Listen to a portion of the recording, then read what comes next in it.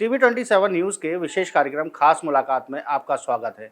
इस कार्यक्रम के जरिए हम आपकी एक न एक ऐसी शख्सियत से बात कराते हैं जो कहीं न कहीं अपने क्षेत्र में काफ़ी काबिल हो।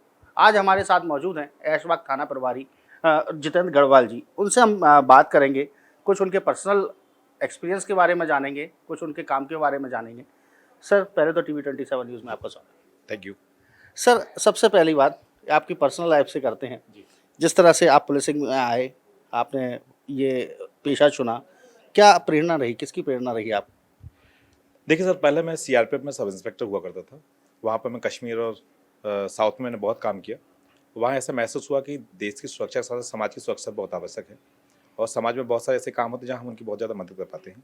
इसलिए मैं सीआरपीएफ के बाद में फिर यहाँ मध्य प्रदेश पुलिस में ज्वाइन किया ताकि समाज की सेवा कर सकूँ। सर, पारिवारिक पृष्ठभूमि की बात करें, क्योंकि देखा जाता है अक्सर कोई यदि किसी के घर में कोई पुलिस में है, तो वो पुलिस में उसके जो बेटे हैं या फिर परिजन हैं, वो पुलिस में जाते हैं।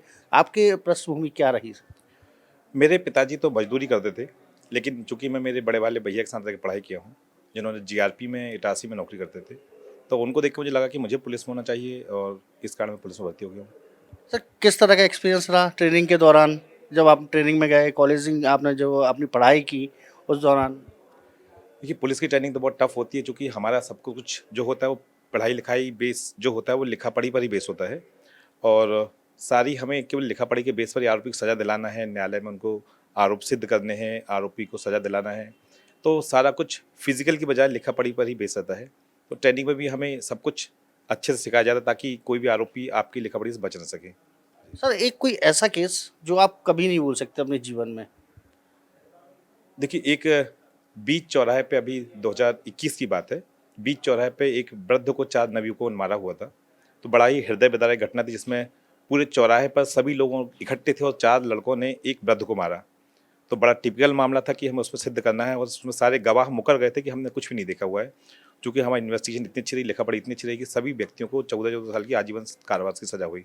तो मेरे लिए बड़ा अच्छा केस रहा है वो। थोड़ा-सा एक केस के बारे में बताएँगे कि आपने किस तरह से ट्रेस किया? कोई ऐसा केस आपके जीवन में हुआ हो, जो काफ़ी टिपिकल रहा हो आपके लिए और काफ़ी मुश्किल लगी हो उसको ट्रैप करने की? देखिए, पुलिस विभाग में करीबन 15 साल में बहुत सारे ऐसे केस हुए जिनमें कई सारी मुश्किलें सामना करना पड़ा है। एक कोरोना के समय हमारे जब मैं सिवनी में पोस्टेड था, तो वहाँ से हमारे ऐसे लगातार ट्रक चोरी हुए थे, 2 ट्रक चोरी हुए थे। तो 2 ट्रक चोरी के लिए हमें लगातार ग्वालियर, चंबल और दिल्ली तक हमें जाना पड़ा था। तो वो बड़ा चूँकि कोरोना में कोई भी हमें नहीं मिल रहा था, साधन नहीं थे, संसाधन नहीं थे, होटल नहीं थी, रुकने के लिए बड़ी समस्या थी, फिर भी हमने 2 ट्रक बड़ी मुश्किल से जब्त करे। वो मेरा बड़ा अच्छा केस था वो। इससे पहले सर कहाँ-कहाँ सेवाएँ दी हैं आप? मैंने 2003 में एक मध्य प्रदेश में फॉरेस्ट ज्वाइन किया था नाकेदार की पोस्ट पर। उसके बाद मैं सीआरपीएफ में सब इंस्पेक्टर रहा और 2010 से वर्तमान में पोस्ट पे हूँ मैं पुलिस में। फॉरेस्ट नाकेदार से सब थाना प्रभारी तक का सफ़र, कितनी दिक्कतें देखने को मिली आपको अपने जीवन में? देखिए, वन विभाग में जंगल ही जंगल हुआ करते थे तो बड़ा अच्छा लगता था जंगल में रहना, लेकिन कहीं न कहीं ऐसा लगता था कि मैं किसी और लायक भी हूँ। तो फिर मैंने तैयारी करी। फिर जब मैं वापस एसएससी के थ्रू सीआरपीएफ में पहुँचा तो फिर लगा कि वहाँ पर भी बहुत अच्छी नौकरी है। लेकिन कंटिन्यू मूवमेंट होने के कारण मैं पारिवारिक सुख नहीं ले पा रहा था। जिस कारण मुझे लगा कि वापस मुझे शहर में और यहाँ वापस अपने प्रदेश में आना है। तो फिर तैयारी करी और फिर मैं मध्य प्रदेश चयन हुआ पुलिस में। सर, अगर बात की जाए पुलिसिंग की, तो जिस तरह से आप कई जगह रहे, लेकिन वहाँ पर कमिश्नर प्रणाली लागू नहीं थी। अब आप भोपाल आ गए, कमिश्नर प्रणाली लागू है। क्या लगता है कितना अंतर है दोनों में? देखिए, अंतर तो यहाँ सभी जो जहाँ हम दूसरे ज़िलों में जहाँ कमिश्नर प्रणाली नहीं है, वहाँ पर हमें छोटे-छोटे कामों के लिए दूसरे विभागों की मदद लेनी पड़ती थी। यहाँ पर हमें लगता है कि भई चलिए जो आरोपी को यदि जेल पहुँचाना है तो हम अपने अधिकारियों से बात करके उनको जेल पहुँचा देते हैं। जहाँ हमें बाउंड ओवर कराना है वो बाउंड ओवर हो जाते हैं और जो भी हमें मदद होती है वो सब हम विभाग से मदद हो जाती है। ये बहुत अच्छी प्रणाली है कमिश्नर प्रणाली। सर, ऐशबाग थाने की बात की जाए, तो एक आदर्श थाने के रूप में कमिश्नर साहब ने मैसेज दिया था कि कोई भी आएगा, यदि कोई शिकायत करने आता है, फरियादी कोई आता है, तो उसको सुविधाएँ दी जाएँगी, रजिस्टर में एंट्री की जाएगी। तो क्या अपने थाने में क्या स्थिति है उस? बिल्कुल हमारा बिल्कुल प्रयास है कि जैसे ही कोई आता है तो उस पुलिस में हमने सबको बता रखा है कि सब उनकी सुने, क्योंकि सुनने से बहुत सी समस्याएं लोगों की हल हो जाती हैं। हमने हमारे सारे अधिकारी कर्मचारी को बता रखा है कि जो भी हमारे थाने में आता है तो एक तो आगंतुक में बढ़िया बिठा लें, पानी पिलाएं, संभव हो तो चाय पिलाएं और शांतिपूर्वक उनको सुने।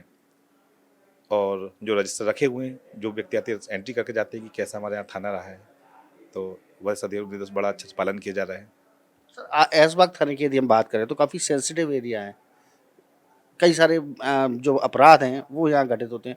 कितना चुनौतीपूर्ण है आपके लिए ऐशबाग थाना? बिल्कुल, चूँकि मैंने 5 दिन ही हुए यहाँ पर जॉइन किए हुए, ऐसा महसूस हो रहा है चुनौतीपूर्ण थाना तो है, लेकिन यहाँ पर बदमाश भी हम मान सकते हैं, लेकिन जब तक उनके ऊपर कड़ा शिकंजा रहेगा वो कोई बदमाशी नहीं कर पाएँगे। यहाँ पे बहुत सारे नकबजन हैं, बहुत सारे चाकूबाज हैं, तो लगातार उन पर हम कार्रवाई करते रहते हैं, प्रतिबंधात्मक कार्रवाई कर रहे हैं, ताकि उनको भय व्याप्त है, पुलिस कुछ भी कर सकती है। इसलिए यहाँ पे अभी अपराध बहुत कम हो रहे हैं और हम चाहते भी बहुत कम अपराध हों, सभी अपराध कम से कम हों और लोग अपराध ना करें। ऐसे अपराधियों को कोई मैसेज देना चाहिए? बिल्कुल, सबसे बड़ा खौफ पुलिस का होना चाहिए अपराधियों के लिए और आम आदमी के लिए पुलिस सबसे अच्छी होनी चाहिए। त्योहार पास में है, होली भी है, लोग और लोकतंत्र का सबसे महापर्व मनाया जा रहा है, यानी कि चुनाव भी है।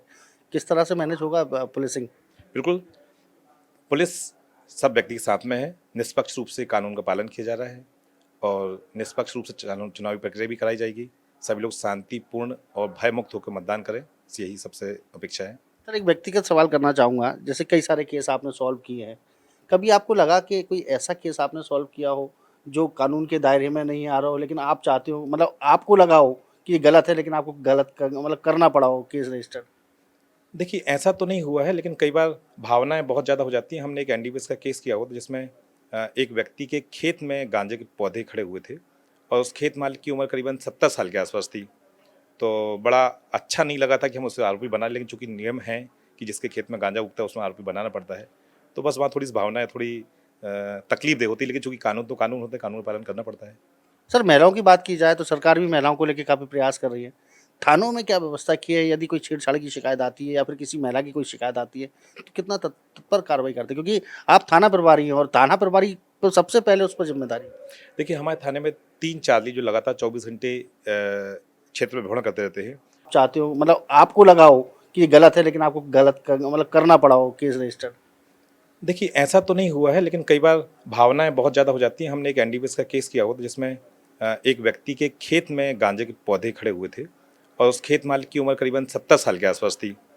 तो बड़ा अच्छा नहीं लगा था कि हम उसे आरोपी बना लें, लेकिन चूँकि नियम है कि जिसके खेत में गांजा उगता है उसमें आरोपी बनाना पड़ता है। तो बस वहाँ थोड़ी-सी भावनाएँ थोड़ी तकलीफ़देह होती है, लेकिन चूँकि कानून तो कानून होता है, कानून का पालन करना पड़ता है।